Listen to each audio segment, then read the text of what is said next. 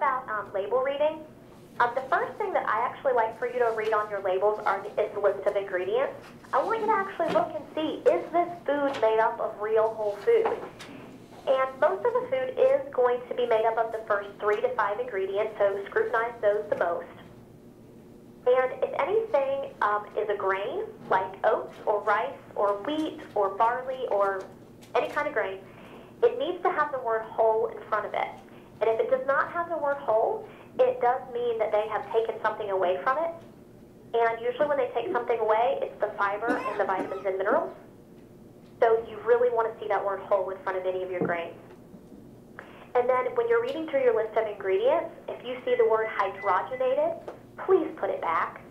On the food label, we are going to talk about trans fat, but foods can have 0.4 grams of trans fats or less, and they are allowed to put 0 on the label. But if you add up to just a couple of grams a day, it significantly changes your outcomes for developing heart disease. So no hydrogenated oils. Also be cautious of the added sugars.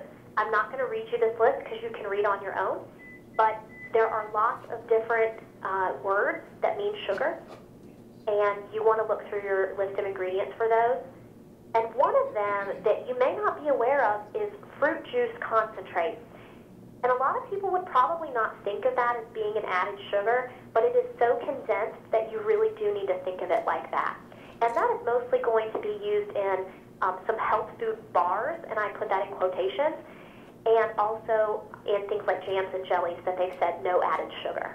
So essentially it says no added sugar, but they mean no added table sugar. I provided this for you guys today so that you can keep some notes as we're talking about how to read the food labels. And I'm going to skip over a couple of these, but pretty much this does tell you and give you the steps to go through in reading a food label. You don't have to look at the whole thing. I do want you to look at serving size because the amount that's on that label is based on the amount that they say.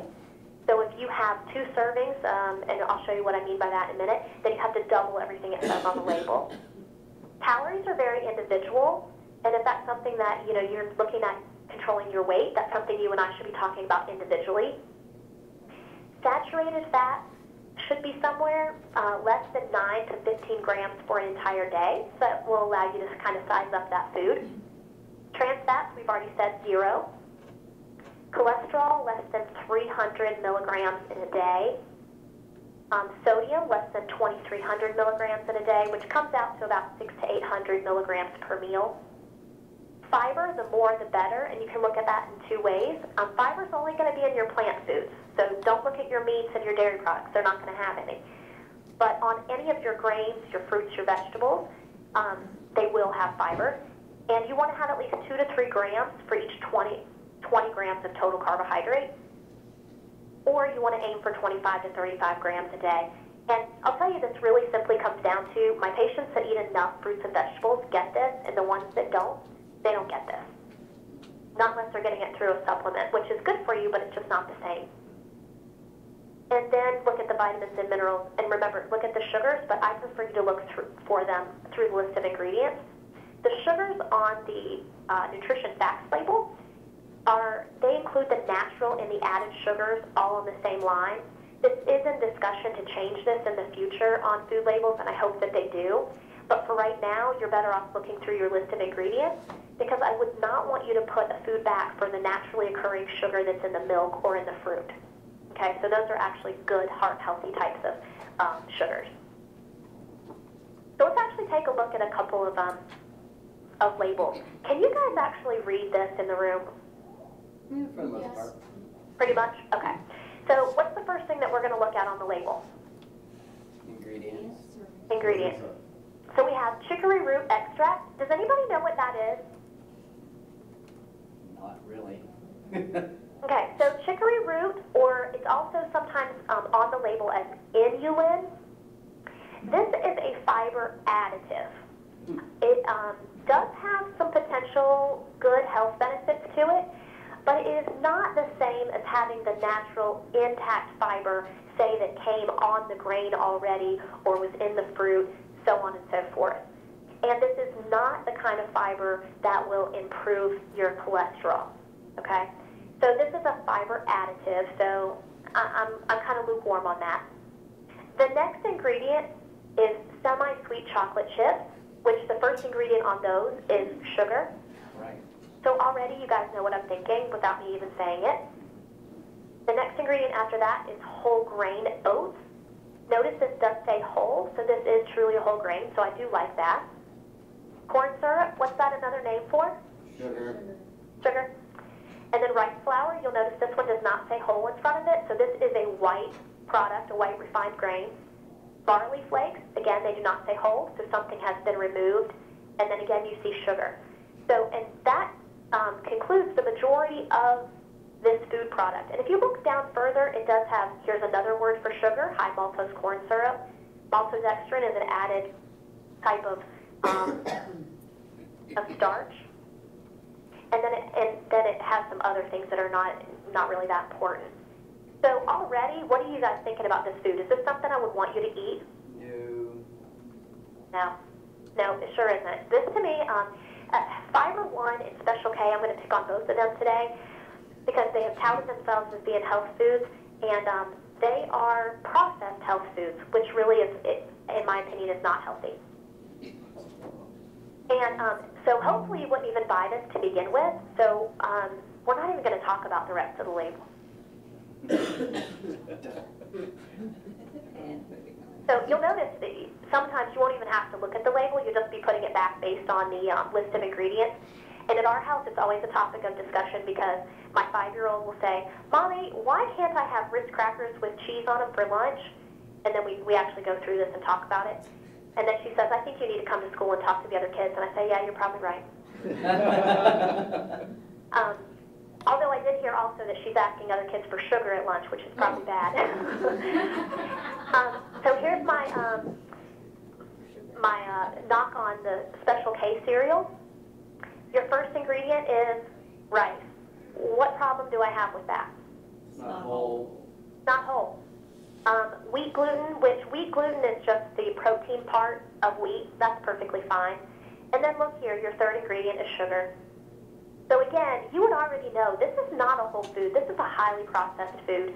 Now, why are they touting it as a health food? They're touting it because they say it can help with weight loss.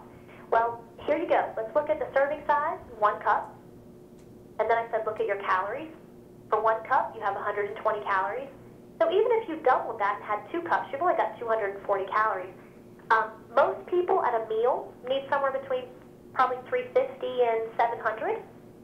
So this could be a calorie-controlled food, and that might be one reason that they tout it as a weight loss food, because you can lose weight just based on calories in, calories out, but you'll probably be hungry in an hour and a half.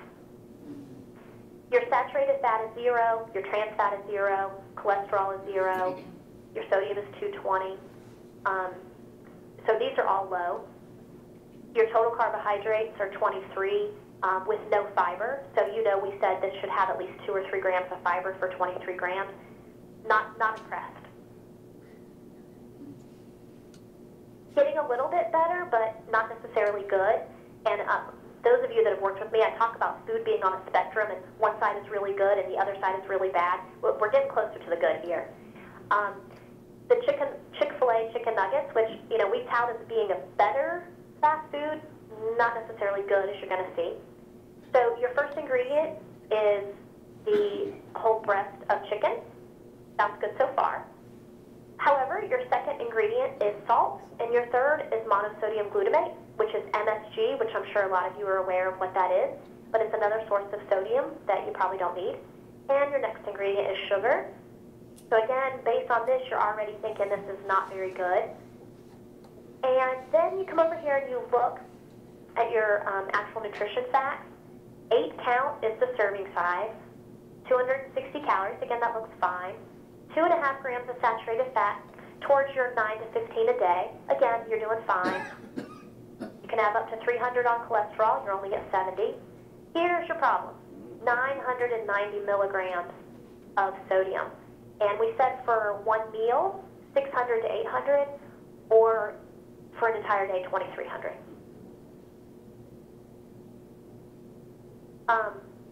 And And this is a good healthy food. I'm going to have to start hurrying up here. You can see here, this already says no trans fat, no MSG, no preservatives, black organic black beans, water, onions, tomato puree, diced tomatoes, bell pepper, green chilies, all real foods. And if you eat 1 cup of it, then you would have all of what's listed here, which I'm not going to go through those individually because you can see that they're good. However, you will notice that there are 2 servings in this container, and a lot of people would eat the whole can. So when you do that, you would have to double all of these. And at 1 serving, your sodium is okay, but if you double it, the sodium is going to be a little bit off. So you might either have to make up for it another meal or limit it to 1 serving.